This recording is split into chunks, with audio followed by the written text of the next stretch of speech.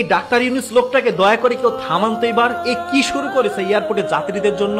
Free telephone, free wifi, help desk customer service, দ্রুত luggage প্রদান, ভালো ব্যবহার, লাগেজ ভাঙলে বা হারিয়ে গেলে কর্মীদের বেতন থেকে টাকা কেটে নেওয়া হবে। এর আগে আপনারা দেখেছেন উন্নয়নমূলক কোনো কাজ করার জন্য ছবি করে, ভিডিও করে, সংবাদ সম্মেলন করে, ফুলের মালা পরে, টিস্যু দিয়ে চোখ মুছতে মুছতে টিস্যু ক্ষয় করে তারপরে হচ্ছে 2042 সালের স্বপ্ন জনগণকে শুনিয়ে তারপরে সেটা করা হতো।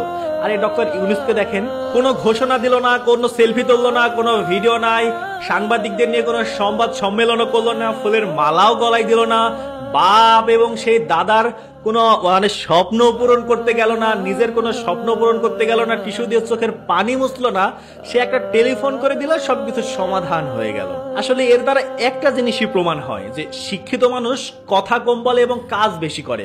এইবার বাংলাদেশ জাতি ঠিকই বুঝতে পেরেছে যে আসলে আমরা কোন রত্ন পেয়েছি। ঠিক আছে, তো এই রত্নকে আপনারা ধরে রাখেন, আমাদের বাংলাদেশকে একসময় বিশ্ব দরবারে দেখবেন নাম্বার 1 পর্যায়ে নিয়ে যাবে। তো ডক্টর ইউনুস সাহেবের প্রতি শুভকামনা রেখে আজকের ভিডিওটা শেষ করছি। সবাই ভালো থাকবেন, সুস্থ থাকবেন, আল্লাহ হাফেজ।